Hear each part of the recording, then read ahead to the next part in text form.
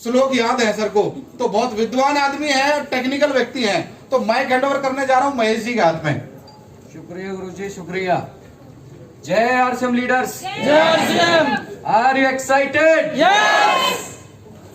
परिचय की बात करूं, माई सेल्फ महेश कुमार, फरीदाबाद जवा गांव है मेरा, मैं वहां का रहने वाला हूं।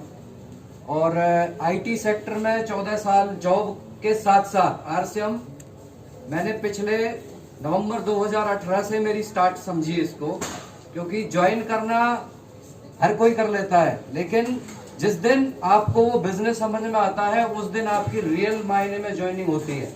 तो मेरा जो डेट है वो नवंबर 2018, उस दिन से मैंने इस बिजनेस को सीरियसली लिया और आगे मैं इसको शिद्दत के साथ लगा रहा। और गुरुजी ने बोला कि जो मैं रॉयल्टी भी बना इसी तरीके के एनवायरनमेंट में, इसी तरीके के माहौल में। मैं मतलब अकेला आता था शुरुआत में, क्योंकि मुझे ज्यादा आइडिया नहीं था। गुरुजी ने बोला कि लगातार आते रहो तो रॉयल्टी भी बन जाओगे, और लगातार आते रहे तो टेक्निकल भी बन जाओगे। तो मैंने एक सिंगल मीटिंग मिस नहीं करी।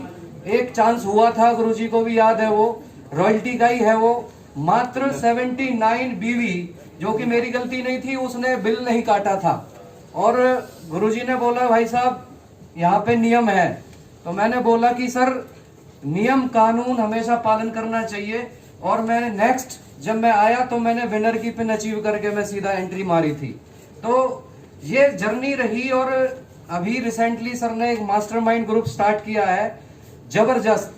मुझे रियल मायनों में अब समझ में आया कि आरसीएम बिजनेस क्यों करना चाहिए, क्योंकि जब हम अचीवर्स के बीच में रहते हैं तो अब तक तो हमारी प्लानिंग अपनी मर्जी से चल रही थी, लेकिन अब ज्यादा फोकस जो हमारी सीनियर अपलाइन है, जो हमारे कोच होते हैं, क्योंकि बिना अपलाइन के ये बिजनेस बिल्कुल नहीं चलता है। ये बिल्कुल दिमाग में बैठा लीजिए, जब तक आपके अंदर अपनी खुद की काबिलियत के हिसाब से चलोगे तो बात बनने वाली नहीं है। यहाँ पे एक ही चीज काम करती है, आपकी अपलाइन का आपके ऊपर फोकस आना चाहिए। और वो कब आएगा? दो ही चीजें हैं, आपकी राइट फाउंडेशन होनी चाहिए जो कि इस तरीके की एजुकेशन से बनेगी।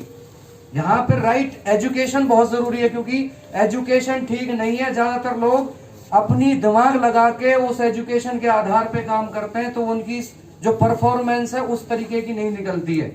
और दूसरी चीज, आपको फास्ट अचीवमेंट करनी होगी, क्योंकि लोगों को जवाब देने का इससे बेहतरीन रास्ता कुछ नहीं है। अचीवमेंट करिए, आपके सारे सवालों के जवाब जो लोग आपसे पूछते हैं, अचीवमेंट आपको आंसर दे देगी। तो थैंक यू सो मच। और लास्ट में गुरुजी बोलते हैं कि संस्कृत का एक दोहा, तो एक जरूर बोलूंगा मैं। एक लाइन है, सकल पदार्थ है जग माही, कर्महीन नर पावत नाही। इसका मतलब क्या है? इस दुनिया में हर चीज अचीवेबल है, लेकिन कर्महीन लोगों को नहीं मिलेगी। यस।